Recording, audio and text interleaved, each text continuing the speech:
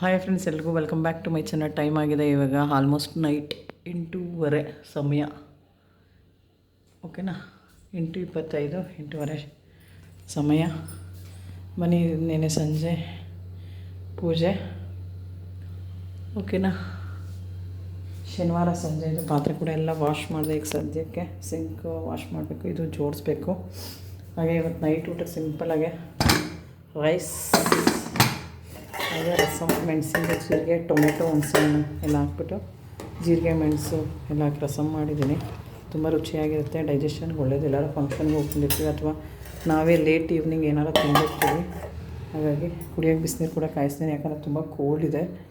ಶಿವರಾತ್ರಿ ಆದಮೇಲೆ ಹೋಗ್ಬೋದು, ಕೋಲ್ಡು ಪರವಾಗಿಲ್ಲ, ಬಟ್ ಇದ್ದೇ ಇರುತ್ತೆ ಕೋಲ್ಡು. ಕುಡಿಯೋಕ್ಕೆ ಬಿಸಿನೀರು ತುಂಬ ಬಿಸಿ ಬೇಡ, ಸ್ವಲ್ಪ ಬೆಚ್ಚಗೆ ಮಾಡ್ಕೊಂಡು ಕುಡಿಬೇಕು. ಯಾಕಂದರೆ ತುಂಬ ಮಳ್ಳ ನೀರು ಕುಡಿಬಾರ್ದಂತೆ. ಹೊಟ್ಟೆಲಿರೋ ಕರಳು ತುಂಬ ಸೂಕ್ಷ್ಮ ಇರುತ್ತೆ, ಸೆನ್ಸಿಟಿವು, ಸುಟ್ಟೋಗೋ ಚಾನ್ಸಸ್ ಇರುತ್ತಂತೆ, ನರ ಮತ್ತು ಎಲ್ಲ. ಹಾಗೆ ಕೂಡ ಆಯಿತು, ಬಿಸಿನೀರು ಕೂಡ ಕಾಯಿಸಿದಾಯಿತು. ರಸಮ್, ರೈಸ್ ಯಾರಿಗೆಲ್ಲ ಇಷ್ಟ ಕಮೆಂಟ್ ಮಾಡಿ.